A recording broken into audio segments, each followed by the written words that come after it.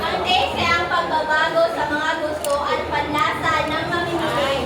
Dulot ng trend, advertising, pagbabago sa kultura, at may influensya ng maraming. Ang taste, ganito siya. Wala tayo ng pag-influence ni tao. Pagbago sa mga gusto ng tao. Ang taste sa mga tao about ato nga product. Oh. Like for example, nana, an example ko ng taste sa mga tao sa product. So, sa panaming Kabilang sabon. Kabilang sabon. Yes, yun ang taste ko nila. Yes, yun ang taste. Tapos, gusto ko na wait lang.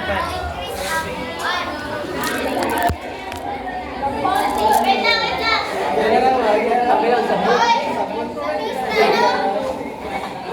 Paminasa mo! Sabot na mo sa days. Like, nakilala mo balik ng fiction. Oo. Nagiganahan mo. Pwede ko increase sa itong price. Wow! Nagiganahan mo. Dili. Paminasa mo. Wait lang. Di ba natin? Factors of the taste. Sa taste mo siya ha. Example. Kaya din mo base. The power of advertising. Okay. Ako talaga yung taste na ba? Tama na niya!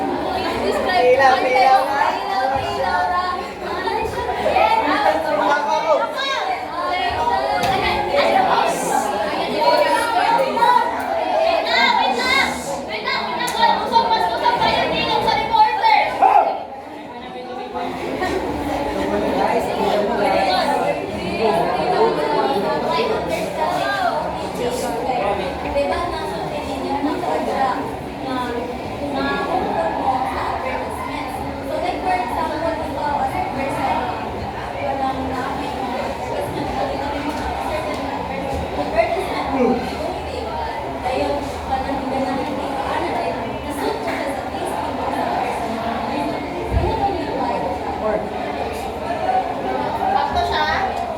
Sakto na, pero sakto siya. Ma'am, nanigawas, ma'am. Sakto na yun. Sikuan, ang price, ana. Ma'am, nanigawas. Ma'am, kahit na.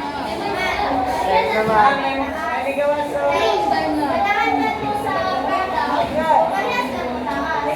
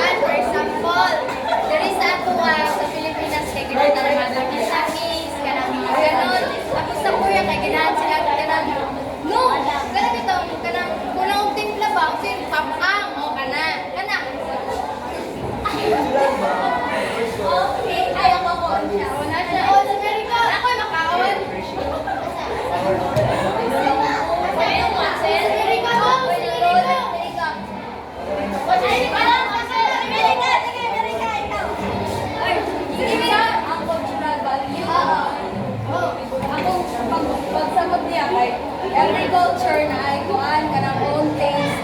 Like for example, culture sa mga Muslim, bawal sila kuan. So dapat value siya nga na. Bawal silang gardening. Yes.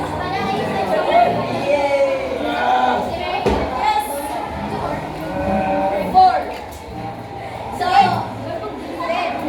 Grupo siya. ayun, Another example na ako sa cultural values is spice levels. For example, sa tayo, sa Mexico, where their cuisines are known for their meat reflecting a cultural appreciation for bold flavors. So, murag na part na nito sa ilang cultural spice levels. Nagets na ninyo? Okay, so, muna, cultural values. The other one is peer pressure. Kasi na idea. Kasi nag-peer. Like, kasama nyo. Rakad, ma-pressure bitaw nga. Sige, ako na lang i-explain. Sige. Peer pressure, it can be a feeling of needing to fit in, a desire for acceptance, or a fear of being different. It's like, one, look, bitaw, ang natong person nga ma-unique.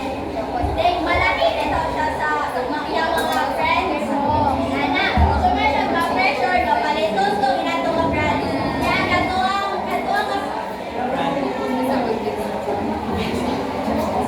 Kaya palitot, for example, sneakers. Singing kanang more siya ma-pressure, palitot to ng sneakers. Palitot to ng sneakers, kaya yung circle of friends, kaya naaadlo. So meron ma-pressure, mong palitot to niya. Kaya sa nito, dapat ang influence sila, sa gilid na ganahan, makapalit na lang pa, kaya naato siya. Para malapit na sa ilang circle of friends, sila na, okay ka. Okay, the last one is power of other guys.